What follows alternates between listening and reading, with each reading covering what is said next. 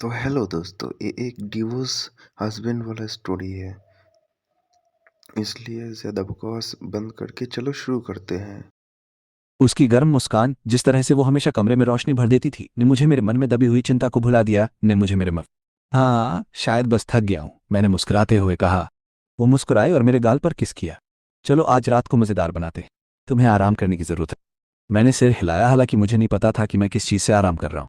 काम का बोझ बहुत ज़्यादा था और मेरा दिमाग सही जगह पर नहीं था। लेकिन जैसे ही हम भीड़ भरे लिविंग रूम में पहुंचे, सब कुछ ठीक माइनस ठाक लगने लगा। ऑलिवर ड्रिंक टेबल के पास कुछ लोगों से बात कर रहा था। उसने हमें देखा और मुझे इशारा किया, लेकिन मैं एमिली के साथ ही रहा। खुद एक ड्रिंक लिया और उस अजीब सी बेचैनी को दूर करने की कोशिश की। जैसे रात बढ़ती गई, मैंने कुछ ऐसी चीजें देखी जिससे मेरा पेट खराब होने लगा। एमिली और ऑलिवर पहले से कहीं ज्यादा करीब लग रहे थे। डांस करना है? उसने मेरे हाथ में हाथ डालते हुए मुझसे पूछा। मैं हाँ कहने ही वाला था, लेकिन तभी ओलिवर हमारे बगल में आ गया मुस्कुराते हुए। तुम लोग डांस फ्लोर पे जाने वाले हो? क्या मैं भी साथ आ सकता हूँ? उसने एमिली को देखकर मुस्कुराते हुए कहा, जो बहुत बड़ी और उत्सुक थी। मुझे नहीं पता था कि ये मुझे क्यों परेशान कर रहा था। वो जरूर क्यों नहीं। मैं हंसने की कोशिश कर रहा था, इसे टालने की कोशिश कर रहा था, लेकिन मेरे अंदर कुछ बदल गया। मैं ठीक से समझ नहीं पाया, लेकिन जिस तरह से ओलिवर के याद गिरडे की नजरें एमिली पर टिकी हुई थी, मैं इसे नजरअंदाज नहीं कर सका। शायद मैं बस पागल हो रहा था। आखिरकार वे मेरे सबसे अच्छे दोस्त और मेरी प्रेमिका थे। लेकिन इस विचार से मेरा पेट खराब हो गया। हमने कुछ देर नृत्य किया और मैं उन्हें देखता रहा, सोच रहा था कि क्या मैं कुछ कल्पना कर रहा हूँ। एक समय एमिली का हाथ ओलिवर की बाह को ज्यादा देर तक छूता रहा और मेरा दिल बैठ गया। सब ठीक है? एमिली ने मेरी झिझक को देखकर पूछा। हाँ, बस थोड़ा थका हुआ हूं, मैंने बुदबुदाया, हालांकि ये असली कारण नहीं था। ऑलिवर मेरे पीछे से हंसा। चलो दोस्त, हल्का हो जाओ, चलो रात का आनंद लेते हैं। उसने मेरी पीठ पर थपथपाया, लेकिन उसका हाथ ज्यादा देर तक रुका रहा और मैंने देखा कि कैसे उसने और एमिली ने एक माइनस दूसरे को देखा। कुछ ठीक नहीं था। मुझे जगह चाहिए थी। ऐसा लग रहा था कि दीवारें मुझ पर बंद हो रही हैं और मुझे उस कमरे से बाहर निकलने की जरूरत थी, इससे पहले कि मैं टूट जाऊं। मैं एक सेकंड में वापस आता हूं, मैंने एमिली से कहा। मेरी आवाज लगभग वैसी ही थी। तुम कहाँ जा रहे हो? उसने चिंता से भौहें सिकोड़ते हुए पूछा। मैं अभी आता हूं, मैंने दोहराया। बालकनी की तरफ जाते हुए मैंने अपनी आवाज को हल्का रखने की कोशिश की। मुझे हवा और सोचने की जरूरत थी। मैं बाहर निकला। ठंडी रात की हवा मेरे शरीर को छू रही थी। मैंने अपने दिमाग को साफ करने की कोशिश की, लेकिन मेरे दिमाग में ख्याल घूम रहे। एमिली और ओलिवर, सिर्फ मैं ही नहीं था। मैंने देखा था जिस तरह से उसने उसे छुआ था, जिस तरह से उसने मुस्कुराते हुए उसे देखा था, जैसे वे कोई ऐसा राज बता रहे थे जो सिर्फ वे ही जानते थे। कुछ गड़बड़ थी और मैं इसे और ज्यादा नजरअंदाज नहीं कर सकता था। जब मैं वहां खड़ा था, मेरी नजर लिविंग रूम की खिड़की से किसी हलचल पर पड़ी। एमिली और ओलिवर, वे कोने में खड़े होकर चुपचाप बात कर रहे थे, कौमा दूसरे से कुछ इंच की दूरी पर थे, कुछ इंच की दूरी पर। मैंने आंखें तिरछी करके समझने की कोशिश की, लेकिन फिर मैंने उसे सुना। मुझे नहीं लगा था कि वो इस पर यकीन करे। मैं पूरी रात तुम्हारे बारे में सोचता रहा, ओलिवर ने कहा। उसकी आवाज धीमी थी, लगभग फुसफुसाहट जैसी। एमिली धीरे से हंसी। तुम जानते हो ऐसा नहीं है, लेकिन मैं उसकी पीठ पीछे ऐसा नहीं कर सकती। ऑली, ये गलत लग रहा है। उसके शब्दों ने मुझे झकझोर कर रख दिया। पेट में घुसा लगा, मेरा सिर चकराने लगा, मेरी छाती में जकड़न होने लगी। धोखा। मैं बहुत अंधा था। इस पूरे समय मैंने उन दोनों पर भरोसा किया था। माना था कि एमिली और मैं पक्के हैं, कि ऑलिवर मेरा सबसे अच्छा दोस्त है। लेकिन यहाँ वे थे, मेरी गर्लफ्रेंड और मेरा सबसे अच्छा दोस्त, वहां खड़े होकर कुछ ऐसा कबूल कर रहे थे जिसके बारे में मैंने कभी सोचा भी नहीं था। मैंने उनकी बातचीत खत्म होने का भी इंतजार नहीं किया। मेरा दिल मेरे कानों में धड़क रहा था और मैं अंदर ही अंदर जानता था कि कुछ भी पहले जैसा नहीं रहेगा। उन दोनों ने मुझे धोखा दिया। उन्होंने मुझे बेवकूफ बनाया। मैं मुड़ा और पार्टी से बाहर चला गया। उनकी आवाजें मेरे पीछे धीमी पड़ रही थीं। मैं वहां और नहीं रुक सकता था। जब मैंने अपनी जेब से अपना फोन निकाला तो मेरे हाथ कांप रहे थे। कोई टेक्स्ट नहीं, कोई कॉल नहीं। मैं सुनना नहीं चाहता था। नौ से मुझे नहीं पता था कि मैं क्या करने जा रहा, लेकिन मैं एक बात जानता था, सब कुछ बदल गया था। मैं वहीं खड़ा सांस लेने की कोशिश कर रहा था, लेकिन हवा मेरे सीने में घनी हो रही। मुझे उम्मीद नहीं थी कि आज रात इस तरह खत्म होगी, लेकिन किसी तरह ऐसा लग रहा था कि ऐसा ही होगा। पार्टी खत्म हो चुकी थी। पार्टी के अंदर का संगीत दीवारों से होकर अब भी गूंज रहा था, लेकिन अब मैं बस अपने दिल की धड़कनों की आवाज सुन सकता था। मुझे जगह चाहिए थी, मुझे हवा चाहिए। मैं बाहर निकला, उम्मीद कर रहा था कि ठंडी रात मेरे दिमाग को साफ कर देगी। बस इससे हालात और खराब हो। मैंने अपने दिमाग से वो सब निकालने की कोशिश की जो मैंने सुना था, जो मैंने देखा था, लेकिन वो नहीं जा रहा था। एमिली और ओलिवर के बीच बातचीत पहले तो फुसफुसाहट में हुई थी, लेकिन उसके शब्दों ने मुझे हथौड़े की तरह मारा। मुझे नहीं लगता था कि वो इस पर यकीन करेगा। ओलिवर ने बहुत ही मधुर आवाज में कहा था, मैं पूरी रात तुम्हारे बारे में सोचता रहा। और एमिली की हंसी, मैं उसे अब भी सुन सकता था। वो नरम, लगभग मोहक थी। तुम जानते हो ऐसा नहीं है, उसने जवाब दिया था। उसकी आवाज में एक झिझक थी। लेकिन मैं उसकी पीठ पीछे ये सब नहीं कर सकती, ओली। ये गलत लगता है। मेरे आस माइनस पास की दुनिया ठहर गई थी। एक पल के लिए मैं सांस नहीं ले पा रही। मेरा शरीर सुन्न हो गया था। मेरी उंगलियां कांप रही थी। मैं दीवार के सहारे खड़ी थी, अपने पैर जमाए रखने की कोशिश कर रही थी। क्या मैंने सच में वो सुना था, या मेरा दिमाग मुझे धोखा दे रहा था? मैं चीखना चाहती थी, मैं चिल्लाकर उनका सामना करना चाहती थी, लेकिन मैं हिल नहीं पा रही थी। मेरा दिमाग एक लूप में अटका हुआ था। वो शब्द बार माइनस बार दोहरा रहा था। ऐसा लग रहा था जैसे किसी ने चाकू उठाकर मेरी आंत में घुसा दिया हो। इसका क्या मतलब था? वो क्या कर रहे थे? मैं वहां नहीं रुक सकती थी। मुझे खुद को देखने की जरूरत थी। मुझे जवाब चाहिए थे। मैंने खुद को दीवार से धकेला। मेरे पैर अपने आप चलते हुए पार्टी की ओर बढ़े। मैंने अपने सिर से कोहरे को झाड़ने की, लेकिन सब कुछ दूर था। जैसे मैं खुद को दूर से देख रही हूं, जैसे मैं खुद को दूर से देख रही हूं। मेरा दिल मेरे गले में आ गया था। मेरा पेट उलझ रहा था। जब मैं लिविंग रूम में वापस आई तो मैंने पहले उन्हें नहीं देखा। एमिली थी, लोगों के एक समूह से बात कर रहा था, हंस रहा था और ऐसा व्यवहार कर रहा था जैसे सब कुछ ठीक हो। लेकिन फिर मैंने देखा कि ओलिवर हॉलवे की ओर खिसक रहा है और एमिली उसके ठीक पीछे थी। मेरे अंदर कुछ टूट गया। मैं उनके पीछे माइनस पीछे गया। मेरे कदम फर्श पर भारी पड़ रहे थे, लेकिन कि वे मेरी आवाज सुन रहे थे या नहीं थी या नहीं। मुझे जानना था कि क्या हो रहा है। मुझे सच जानना था। जैसे ही मैं कोने पर मुड़ा, मैंने उन्हें देखा। एमिली और ओलिवर मंद रोशनी वाले हॉलवे में खड़े थे। उनके चेहरे बहुत करीब थे। मुझे मुड़ जाना चाहिए था। उन्हें जो कुछ भी करना था उन्हें करने देना चाहिए था, लेकिन मेरे पैर वहीं जड़ हो गए थे। मैं हिल नहीं पा रहा था। मैं सांस नहीं ले पा। एमिली का हाथ ओलिवर के सीने पर था। उसकी उंगलियां धीरे माइनस धीरे उसकी शर्ट के कपड़े को छू रही थीं। मैं तब ये देख सकता था। इससे इनकार नहीं किया जा सकता था। जिस तरह से वे एक माइनस दूसरे को देख रहे थे, जिस तरह से ओलिवर ने उसके चेहरे के किनारे को पकड़ा था और जिस तरह से वो उसके स्पर्श में झुकी थी, इससे दोस्ताना नहीं था। ये सिर्फ एक हानि रहित इशारा नहीं था। मैंने देखा कि ओलिवर धीरे माइनस धीरे नीचे झुका। उसके होंठ उससे कुछ इंच की दूरी पे थे। ये शब्द मेरे दिमाग में भी दर्ज ही नहीं हुआ था, लेकिन इसने मुझे एक मालगाड़ी की तरह मारी। मैं एक कदम पीछे हट गया। मेरा दिल मेरे कानों में धड़क रहा था। मैं भागना चाहता था। मैं जो कुछ भी देख चुका था उसे भूलना चाहता था, लेकिन मैं ऐसा नहीं कर सका। मैं उसे अनदेखा नहीं कर सकता। वे अब एक माइनस दूसरे को चूम। पहले तो धीरे माइनस धीरे, लेकिन फिर तीव्रता से। मुझे लगा जैसे मेरे चेहरे पर किसी ने तमाचा जड़ा हो। मेरे घुटने लगभग मेरे नीचे से मुड़ गए, लेकिन मैंने खुद को संभाला। अपने हाथों से दरवाजे की चौखट को पकड़ लिया ताकि वो गिरने से बच जाए। ऐसा नहीं हो सकता। ऐसा हो ही नहीं सकता। मेरे सबसे अच्छे दोस्त और मेरी गर्लफ्रेंड नहीं वे ही थे जिन्हें मेरा साथ देना चाहिए था। वे ही थे जिन्हें वफादार होना चाहिए था। मैंने उन दोनों पर भरोसा किया था, लेकिन अब सब कुछ टूट गया था। मेरा पेट खराब हो गया और एक पल के लिए मुझे लगा कि मुझे सचमुच उल्टी आ रही है। मैं मुश्किल से अपना संतुलन बनाए रख पाया और लड़खड़ाता हुआ लिविंग रूम में वापस आ गया। मुझे वहां से निकलना था। मुझे जाना था। मुझे उल्टी आ रही थी। सिर्फ इसलिए नहीं कि मैंने क्या किया था देखा नहीं जा सकता था, लेकिन इस एहसास से कि मेरी पूरी जिंदगी एक झूठ थी। हर हंसी, हर साझा की गई यादें, एमिली की हर आई लव यू, ये सब एक खेल की तरह था। मुझे यकीन नहीं था कि वे कौन थे। मैं चिल्लाना चाहता था, लेकिन शब्द नहीं निकल रहे थे। इसके बजाय मैंने खुद को सामने के दरवाजे से बाहर निकलते हुए पाया। ठंडी हवा मेरे चेहरे पर एक थप्पड़ की तरह लग रही थी। मुझे सड़क पर चलना भी याद नहीं है, लेकिन किसी तरह मैं बाहर अकेला रह गया। मुझे यकीन नहीं था कि क्या बुरा था। विश्वासघात, ये तथ्य कि मुझे नहीं पता था कि मेरी जिंदगी में जो गड़बड़ हो गई थी उसका क्या करूं। मुझे जवाब चाहिए था। मैं चाहता था कि वे समझाएं। मैं चाहता था कि एमिली मुझे बताएगी। मैं चाहता था कि ओलिवर मुझे बताए कि उसे क्या लगता है कि वो क्या कर रहा है। लेकिन अंदर ही अंदर मैं जानता था। मैं पहले से ही जानता था। ये खत्म हो चुका था और कोई भी स्पष्टीकरण इसे कभी ठीक नहीं कर सकता था। मैं इसे अब और अपने अंदर रख सकता। एमिली और ओलिवर की ओर बढ़ता मेरा हर कदम ऐसा लगता था जैसे मैं आग में से चल रहा हूं। जिस पल मैंने उन्हें साथ देखा, मेरी दुनिया बिखर गई थी और मुझे उनका सामना करने की जरूरत थी ताकि वे स्वीकार कर सकें कि उन्होंने क्या किया था। हो गया। मेरी मुट्ठियां भींच गई थीं और मैं चीखे बिना सांस नहीं ले पा रहा था।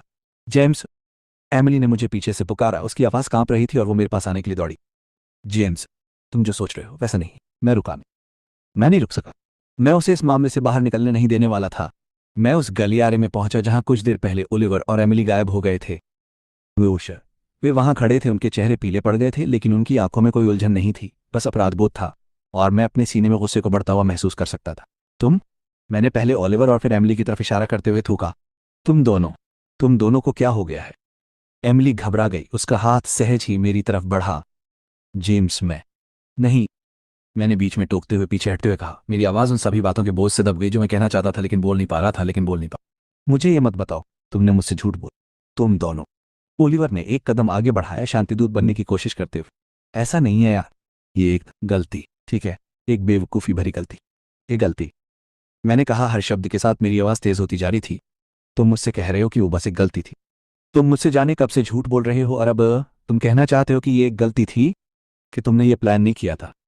जेम्स प्लीज, एमिली ने फुसफुसाते हुए कहा। उसकी आवाज मुश्किल से सुनाई दे रही थी, जैसे वो पीड़ित बनने की कोशिश कर रही हो। ऐसा कभी नहीं होना चाहिए था। मैं तुम्हें कभी दुख नहीं पहुंचाना चाहती। ये बस यूं ही हो गया। नहीं, मैंने उसकी तरफ बढ़ते हुए चिल्लाया। पीड़ित बनने की कोशिश मत करो एमिली। तुम्हें पता था कि तुम क्या कर रही हो। तुम दोनों को पता था। मेरी आवाज फट गई और मुझे लगा कि मेरे अंदर का गुस्सा और भी ज्यादा भड़क गया है। मैंने तुम दोनों पर भरोसा किया और अब मुझे नहीं पता कि तुम कौन हो। ऑलिवर अज्ञात का चेहरा लाल हो गया, उसकी आंखों में हताशा झलक रही थी। चलो जेम्स, तुम ऐसा कह रहे हो जैसे हमने ये प्लान किया था। ये एक गलती थी। एक गलती? मैंने अविश्वास में अपना सिर हिलाते हुए दोहराया। तुम कहते रहते हो ये सब कहने के बाद भी तुम समझ नहीं पाए ना। ये कोई बेवकूफ़ी भरी गलती नहीं थी। तुम दोनों जानते थे कि तुम क्या कर रहे हो और तुम वही करते रहे। और अब तुम चाहते हो कि मैं तुम्हें माफ कर दूं क्योंकि ये एक गलती थी। एमिली की आंखों में आंसू आ गए और वो मेरी तरफ बढ़ी। लेकिन मैं पीछे हट गया, उसे और करीब नहीं आने दिया। मैं उसका स्पर्श नहीं चाहती थी। मुझे उससे कुछ नहीं चाहिए था। मैं नहीं चाहती थी कि ऐसा हो, उसने कहा, उसकी आवाज में आंसू भर आए। मैं तुमसे प्यार करती हूँ। मैंने ऐसा कुछ भी होने नहीं दिया। मुझसे प्यार करती? मैंने उपहास किया। मेरी आवाज में कड़वाहट थी जिससे मेरा गला लगभग घुट रहा था। अगर तुम मुझसे प्यार करते तो ये न करते। अगर तुम मुझसे प्यार करते तो तुम उसे इस तरह छूने न देते। तुम मेरे सामने झूठ न बोलते। ऑलिवर ने बीच माइनस बचाव करने की कोशिश की, लेकिन मैं उसे और नहीं सुन सका। उसके शब्द मेरे कानों में जहर की तरह लग रहे थे। मैंने कहा कि ये गलती थी।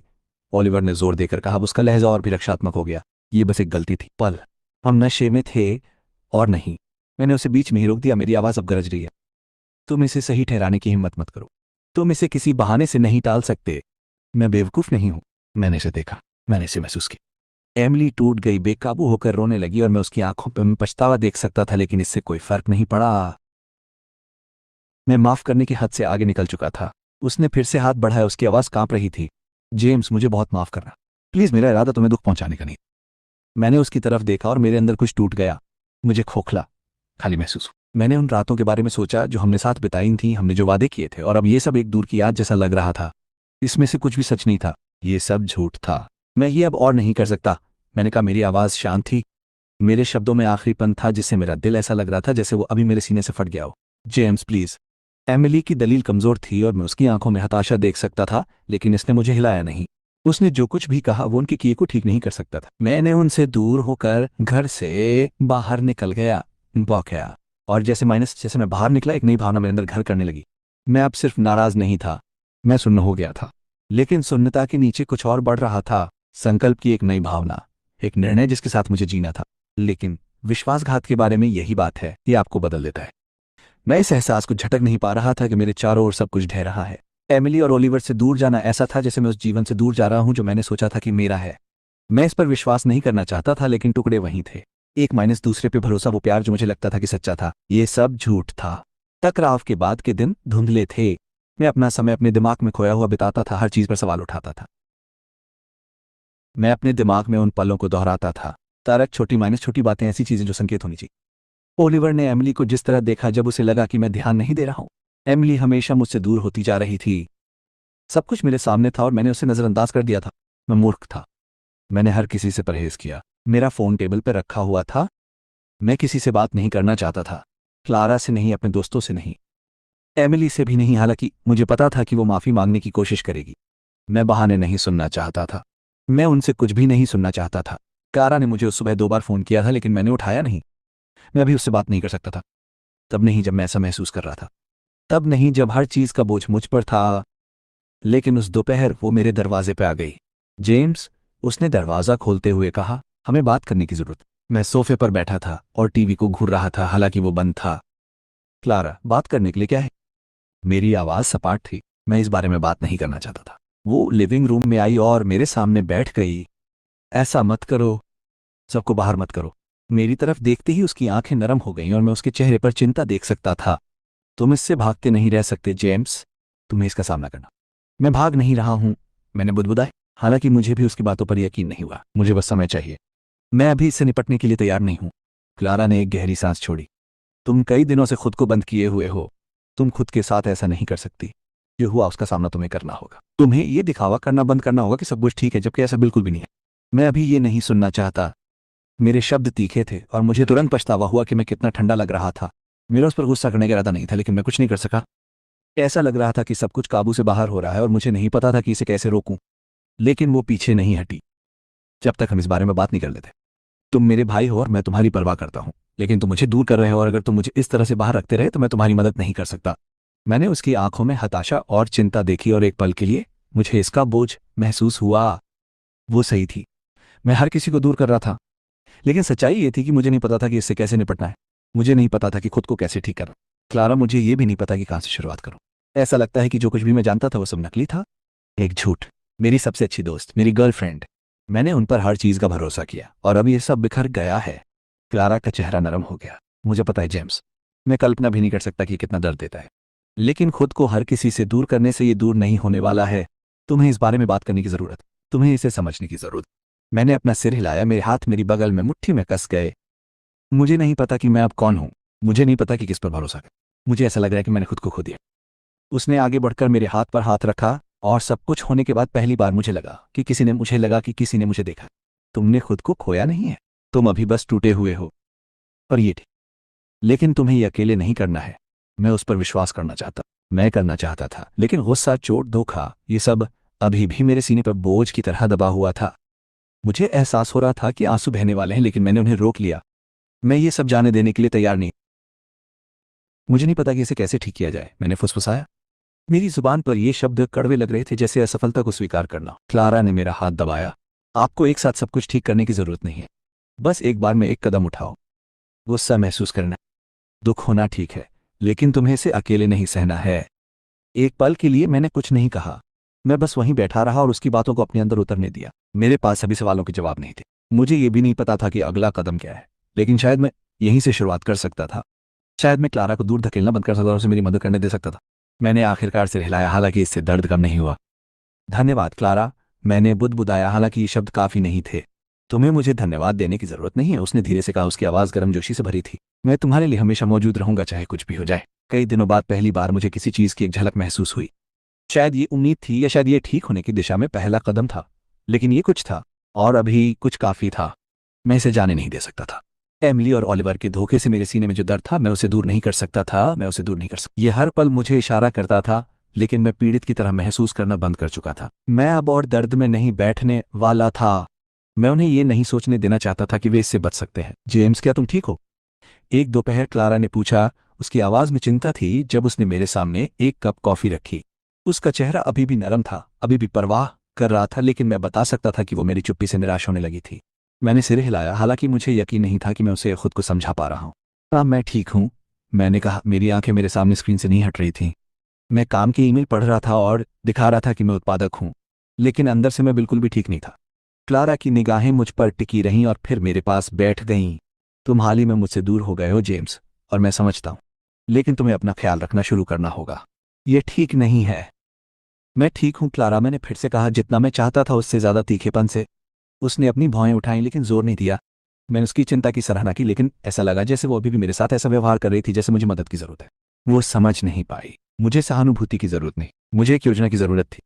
तभी मुझे एहसास हुआ। मुझे उन्हें एहसास दिलाना था कि मैं कैसे उस करता। उन्होंने मुझसे कुछ छीन लिया था। उन्होंने मेरा भरोसा, मेरी मानसिक शांति चुरा ली थी, और अब उन्हें इसका खामियाजा भुगतना था। ये विचार धीरे माइनस धीरे बना, लेकिन एक बार जब ये जड़ पकड़ गया तो ये जंगल की आग की तरह फैल गया। मैं उन्हें इस बात से यूं ही दूर नहीं जाने दे सकता था, खासकर एमिली को नहीं। वो मेरे लिए सब कुछ थी। और ओलिवर, ओलिवर मेरा सबसे अच्छा दोस्त था। मैं उसे भूल नहीं सकता था।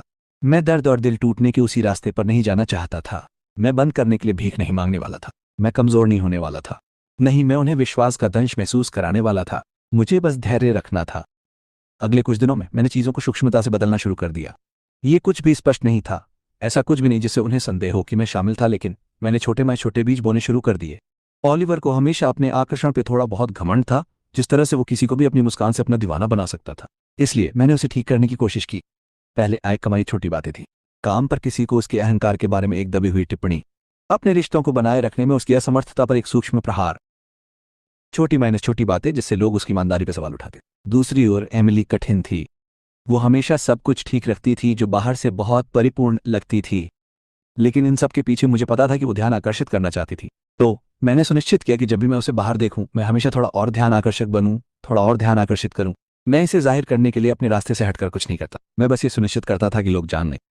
अगर वो मुझे दुख पहुंचाने आ गया था कि जब वो जिस ध्यान की चाहत रखती थी वो कहीं और चला जाता है, तो कैसा लगती थी वो कहीं और चलकता है। ये सब धीरे माइनस धीरे कम अस्थिर रूप से हो रहा। कुछ भी बड़ा नहीं, बस उनकी परिपूर्ण छोटी दुनिया में छोटी माइनस छोटी दरारें थी। और जितना मैंने उन्हें देखा, मैंने उनके रिश्ते को उतना ही उलझते देखा।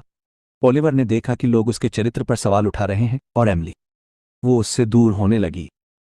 पहले तो ये कोई बड़ी बात नहीं थी, यहाँ माइनस वहाँ, 1-2 कमेंट, बातचीत के बीच में एक अजीब सी खामोशी, लेकिन ये काफी था। ये उन्हें सवाल करने के लिए काफी था। और एक बार जब वे 1-दूसरे पर शक करने लगे तो असली मजा तब शुरू होता था जब मैंने पारिवारिक भोज में शामिल नहीं होना शुरू किया, घर पर रहना पसंद किया, तो क्लारा में अस्पष्ट बहाने बनाना शुरू किया, तो क्लारा ने महसूस किया कि गड़बड़ है। तुम मुझे फिर से बाहर कर रहे हो, है ना? उसने एक रात पूछा। उसकी आवाज हताशा से भरी हुई थी। मैंने अपने फोन से नजर नहीं हटाई। नहीं, मैंने धीरे से कहा, लेकिन सच तो यह था कि मुझे समझ नहीं आ रहा था कि क्या कहूं। मैं क्लारा को कैसे समझाऊं कि विश्वासघात का दर्द कुछ ऐसा लगने लगा था जिसे मैं नियंत्रित कर सकता था, कुछ ऐसा जिसे मैं किसी संतुष्टि में बदल सकता था। क्या तुम्हें ये अकेले नहीं करना है जेम्स? क्लारा ने धीरे से कहा। उसकी आवाज नरम हो रही थी। मुझे पता है कि ये कठिन है, लेकिन तुम्हें इसका सीधा सामना करना हो। ये गुस्सा जिसे तुम पकड़े हुए हो, ये तुम्हें खा रहा है। मुझे अपने सीने में दर्द महसूस हुआ। उसे समझ नहीं आया। मैं गुस्से में नहीं था, मैं ध्यान केंद्रित कर रहा था, हिसाब लगा रहा था। ये अब गुस्से के बारे में नहीं था, ये न्याय के बारे में था, और ये उनके बारे में था जो मैंने महसूस किया था। लेकिन क्लेयर एक बात में सही थी, मैं इससे भागता नहीं रह सकता था। मुझे इसे पूरा होते देखना था। मुझे योजना को टुकड़ों में तब तक पूरा होने देना था जब तक कि मैं उन्हें ठीक उसी जगह पर न पहुंचा दूं जहां मैं उन्हें चाहता था। मेरी चिंता मत करो, मैंने मुस्कुराते हुए उसकी तरफ देखते हुए कहा। मैं ठीक हूं, और मैं अपने रास्ते पर था, क्योंकि मेरे हर छोटे कदम के साथ मुझे नियंत्रण वापस आता हुआ महसूस हो रहा था। मुझे विश्वासघात का बोझ और भी खतरनाक होता हुआ महसूस हो रहा था। बदला। मैं उन्हें कई दिनों से देख रहा था, एमिली और ओलिवर। इसकी शुरुआत सहकर्मियों की छोटी टिप्पणियों, उनकी असुरक्षाओं और उनके रिश्ते में दरारों के बारे में फुसफुसाहटों से हुई थी, लेकिन अब इसका असर दिखने लगा था। मैं उनकी आंखों में देख सकता था संदेह, बेचैनी, ये एहसास कि कुछ गड़बड़ है। दीवारें धीरे उन पे गिर रही थीं और ये अच्छा लग रहा था, लेकिन वैसा नहीं जैसा मैंने सोचा था। एक रात में एक बार के बाहर अपनी कार में बैठा था जहां एमिली कुछ दोस्तों से मिल रही थी। मैंने देखा कि वो दरवाजे के सहारे झुकी हुई थी, कुछ लोगों से बात कर रही थी और हंस रही थी। मैं पीछे ओलिवर को देख सकता था जो इस स्पष्ट रूप से असहज था, ये दिखाने की कोशिश कर रहा था कि ये काम कर रहा है। वे वैसे ही खुल रहे थे जैसे मैं चाहता था, लेकिन जैसे मैं वहां बैठा, मुझे जो संतुष्टि मिली थी वो फिसलती जा रही थी। मैंने जिस जीत की कल्पना की थी उसके बजाय मुझे एक खालीपन, एक खोखलापन महसूस हुआ। मैं हिल नहीं पा रहा था। मैंने सोचा था कि बदला लेने से मुझे इतनी शांति नहीं, मुझे बस और ज्यादा दर्द मिला। अगले दिन क्लेयर ने मुझे फिर से फोन किया। जेम्स कॉम, आज तुम दूर तक चले गए, तुम्हें किसी से बात करने की जरूरत है, तुम अकेले ये सब नहीं कर सकते। मैंने तुरंत जवाब नहीं दिया। मुझे नहीं पता था कि क्या कहूं। मैं उससे बच रहा था क्योंकि मैं नहीं चाहता था कि वो मुझे जाने देने के बारे में उपदेश दे। मैं जाने नहीं दे सकता था, तब तक नहीं जब तक मैं उन्हें ठीक उसी जगह पर नहीं ले आया जहां मैं चाहता था। जेम्स, क्लारा की आवाज अब नरम हो गई थी। प्लीज, मैं समझ सकता हूं, तुम ठीक नहीं हो, तुम बदल गए हो। मैंने जवाब देने से पहले एक गहरी सांस ली, अपनी आवाज को स्थिर रखने की कोशिश की। मैं ठीक हूं, बस सब कुछ ठीक हो रहा है, मुझे बस थोड़ा और समय चाहिए। दूसरी तरफ से एक विराम था। तुम खुद को खो रहे हो, क्या ये वाकई इसके लायक है? उसके शब्दों ने मुझे उम्मीद से ज्यादा प्रभावित किया। क्या ये इसके लायक है? मैंने इस बारे में कभी इस तरह से नहीं सोचा था। मुझे बस इतना पता था कि मुझे इसकी जरूरत है, उन्हें इसकी जरूरत थी मुझे महसूस करने के लिए। लेकिन क्लियर एक तरह से सही थी, मैं बदल रहा था, और इस तरह से नहीं कि मुझे गर्व हो। दिन बीतते गए और एमिली और ओलिवर के जीवन में दरारें गहरी होती गईं। लेकिन मैंने जो भी कदम उठाया, मैंने खुद में कुछ फिसलता हुआ देखा। मैं वो व्यक्ति हुआ करता था जो चीज़ को ठीक करने की कोशिश करता था, जो दूसरे मौके पर विश्वास करता था। अब मैं वो था जो हर चीज़ को तोड़ रहा था, उन्हें टुकड़े में टुकड़े कर रहा था, और मुझे इसकी कीमत चुकानी पड़ रही थी। मैंने एक शाम कमरे के उस पार से एमिली को देखा। वो एक दोस्त से बात कर रही थी, लेकिन उसकी मुस्कान मजबूरी की थी। उसकी आंखें दरवाजे की ओर झपक रही थी, जैसे वो किसी का इंतजार कर रही हो, लेकिन वो मेरी तरफ नहीं देख रही थी। मैं अपने अंदर कड़वाहट को महसूस कर सकता था, वह संतुष्टि जिसे मैं इतने लंबे समय से खोज रहा था। लेकिन जब उसने आखिरकार मेरी नजरें पकड़ी तो मुझे बस खोखलापन महसूस हुआ। ओलिवर को मेरा सबसे अच्छा दोस्त माना जाता था, लेकिन अब वो समस्या का एक और हिस्सा था।